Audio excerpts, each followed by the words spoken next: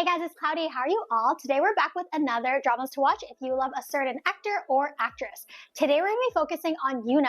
That's Yoona from 소녀시대 or Girls' Generation. She is one of the most beloved figures and celebrities in South Korea, and she's received a lot of worldwide recognition due to her achievements in the group and her own achievements in her acting career. She started in minor roles in 2007, and her first leading role was in You Are My Destiny, which got a lot of praise. And slowly in every role that she's taken, you're able to see her really explore different facets of emotions, body language, personas, personalities, and she's just become one of my favorite actors to look out for when the dramas drop every year. She did a whole Chinese drama called God of War Zhao Yun, and in that drama, because it's very popular in Chinese dramas to have a dub over your original voice, all of her lines were dubbed over by a Chinese voice actress. So she basically filmed an entire drama series with like more than 16-20 episodes in a different language with a filming crew and studio that spoke a totally different language that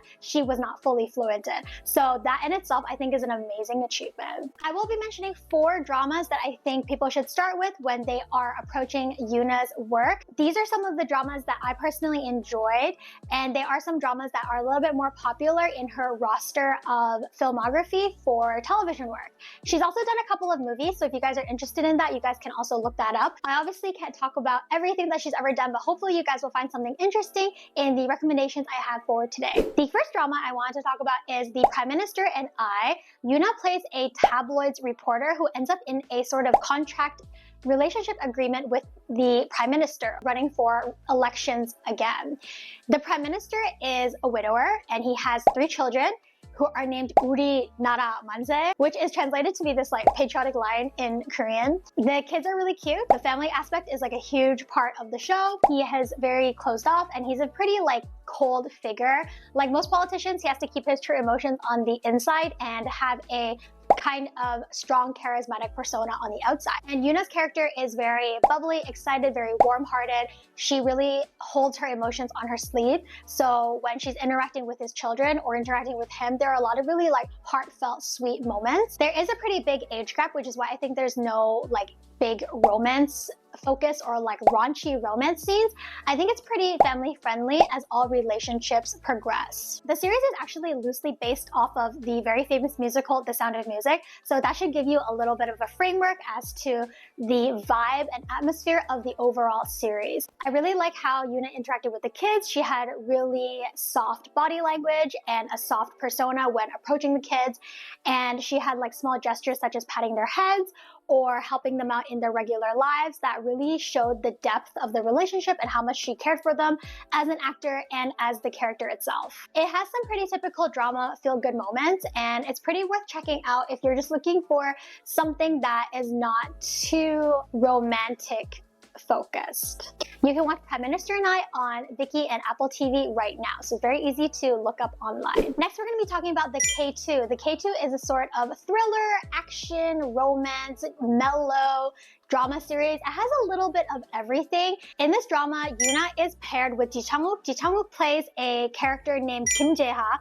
whose codename is the K2. He's a former mercenary soldier from a private military company, and after escaping an incident in Iraq where he's framed, he escapes to Korea. He agrees to be Yoona's bodyguard. Yoona is the illegitimate daughter of a political figure.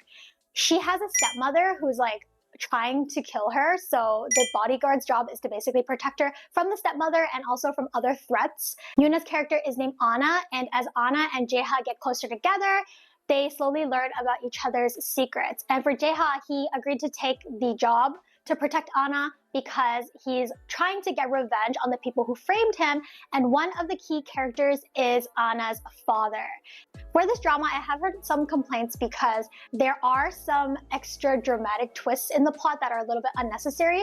If you're into this drama, I think you're mainly staying for the bodyguard and princess relationship dynamic. He's super protective. He has a special set of skills. She's like soft and pretty, and basically your typical damsel in distress. He's like the strong guy who's protecting her. Visually speaking, there's a lot of interesting stuff to see in this drama. The fighting techniques employ taekwondo, aikido, jujitsu, and Ji Chang-wook actually did all the stunts in the drama himself without a body double.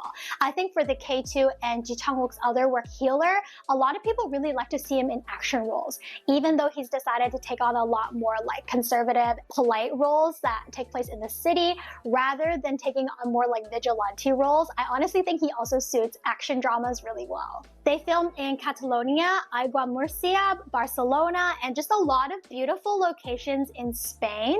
Personally for me, Yoona's Spain scenes are so iconic, and a lot of her best emotional acting in the series takes place in Spain. You can watch the K2 on Prime Video or Viki. Alright, our next drama is called The King in Love. It's set in the Goryeo dynasty where a crown prince named Wang Won, his childhood friend Wang Min, and a woman named Eunsan become the closest of friends. Yoona plays Eunsan, who is caught in this love triangle for the entirety of the series, and while Won shows his care and affection for Yoona openly, the other male lead, Rin, he is more closed off and sort of like loving from the side. So these themes of coming of age, romance, the love triangle, some of the court succession stuff, all of this is wrapped up in a youth sageuk. And one of the reasons why they made a show that was a youth sageuk is because another show like Lovers in the Moonlight or Moonlight Drawn by Clouds, that show was really, really popular with Kim Yoo-jung. And so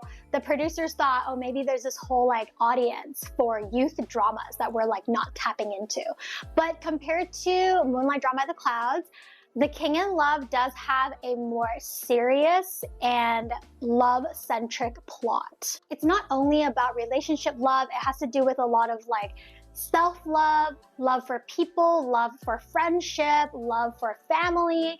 And so it explores these different facets of love in one's life because one is the crown prince who will eventually become the king. Rin, played by Hong Jong-hyun, he is going to give you second lead syndrome. I was always someone who rooted for the main girl and the main guy until I saw this character. And Rin is such a protective and caring character in his own way. Even though he's more of like a background character to Won, there are moments where he steps out of the shadow and you get to see his like righteous, charming, charismatic personality shine through. They actually filmed a lot of the scenes for this drama in the same park that they filmed Daejanggeum. So the palace landscapes are very iconic and very beautiful. This show is 40 episodes long, but each episode is only 30 minutes, so technically you're kind of watching a 20 episode drama, and you can watch it on Disney Plus or Viki. Okay, the next one we're going to talk about is called King the Land. If you've been really into Queen of Tears recently, I feel like King the Land is something you could be watching on the side on a weekly basis as you're waiting for Queen of Tears episodes to drop. King the Land takes place in the modern time in Seoul, where a conglomerate chaebol falls in love with a hotelier. Yoona plays the hotelier, and the chaebol is played by Lee Juno. Juno's character is the heir to a huge hotel conglomerate, and Yoona's character is a very mature, confident, self-assured hotelier who basically falls in love with her boss's son. There is a lot of drama around how this random girl ended up dating like the prince of the hotels. So some of the drama focuses on a bit of like people's speculation and how the couple reacts to it. The couple has good communication. There are a lot of like sweet moments, protective or jealous moments. Overall, a very well-rounded, balanced K-drama couple.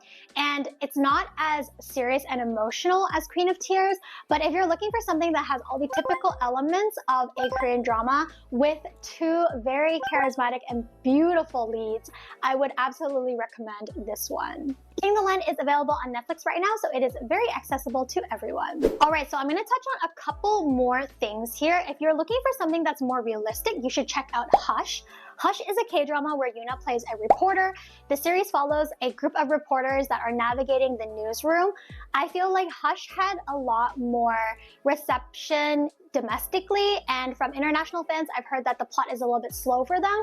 And then if you're looking for a noir legal crime drama, you can watch Big Mouth. It's starring Lee Jong-suk and Yoona. The only reason why I didn't check this out is because I don't usually watch dark stuff when it comes to K-dramas, but if that's up your alley, 100% would check it out. And if you're you're looking for something that's like a slice of life melodrama, it's gonna like tug your heartstrings, make you cry a little bit, you should check out Love Rain, where Yoona is paired with Jang Keun-seok. For a while, Love Rain was one of the more highly recommended dramas from Yoona's roster. I think it's one of the important ones that she did a bit early on in her career, so you can definitely go check that out. Overall, I hope you guys found something interesting to watch in this video. I apologize if I may have missed anything, and if I did, don't forget to leave a comment in the comment section below. And if there's an actor you want me to vlog about and talk about their dramas, also leave that as a recommendation below, and I will talk to you guys in my next video very soon. Bye!